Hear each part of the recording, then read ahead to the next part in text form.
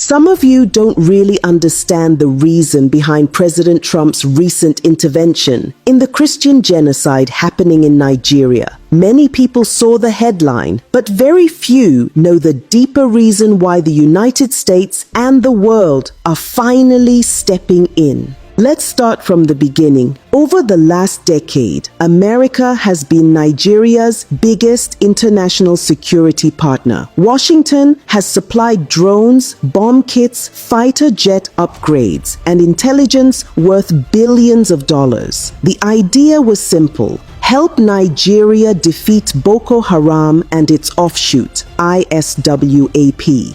Just this year, the US approved another $346 million arms package for Nigeria. Precision bombs, missiles, and targeting systems meant to strengthen the Air Force. Before that, there was the sale of 12 Super Tucano aircraft worth $500 million delivered under the Trump administration. Add that to years of counterterrorism training, logistics support, and humanitarian funding. On paper, Nigeria should by now have one of the most battle-ready armies in Africa. But what's the result? The killings continue. Entire villages still get wiped out in Plateau, Benue, Kaduna, and Borno. Churches are attacked almost every week. Children are abducted from schools. Farmers can't go to their fields. Soldiers keep dying in ambushes, sometimes because they run out of ammunition. So America is asking the same question many Nigerians have been asking quietly for years. Where is all the money going? Because the United States tracks every dollar it spends. It knows when weapons are delivered, when training is done, and when things don't add up.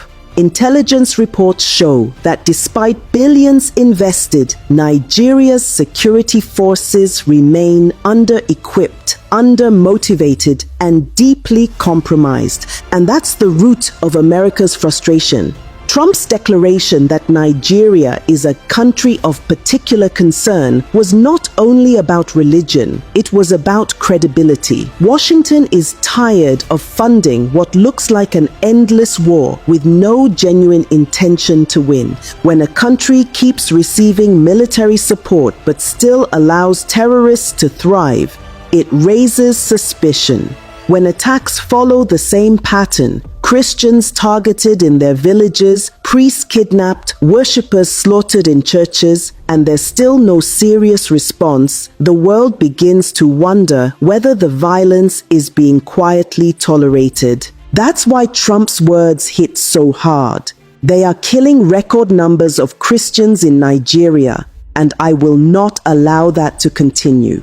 Those weren't diplomatic words. They were words of anger, frustration from a government that's been watching Nigeria repeat the same cycle for over a decade. And now, America isn't alone. The Canadian Parliament has discussed the killings. British lawmakers have questioned why Nigeria still receives military aid. The European Union has called for independent investigations into attacks that Nigerian authorities call herder-farmer clashes. But let's be honest, how many times can something happen before we stop calling it coincidence? When the victims are repeatedly Christian villages, burned churches, murdered priests, the pattern speaks for itself. The tragedy here is that Nigeria's leaders still act as though these warnings are insults instead of wake-up calls. The official response to every global concern is always the same. They don't understand our security complexities, but the world understands enough to see the truth. The same corruption that destroyed the economy has infected the military. Procurement scandals, ghost soldiers, stolen allowances, even reports of weapons meant for the front lines ending up in the hands of terrorists. That's why the war never ends, because every bullet fired is another contract renewed. Every attack becomes another excuse to demand funding. The war has become an industry, and peace would ruin business. So when America sends weapons worth hundreds of millions and still sees villages burning, The anger is justified. No country, no matter how wealthy, wants to fund failure. And this is where it becomes expository.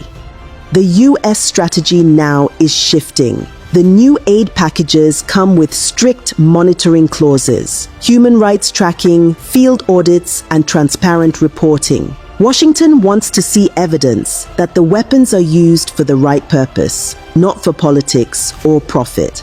At the same time, discussions are happening in Congress about targeted sanctions, not against Nigeria as a nation, but against individuals, governors, generals,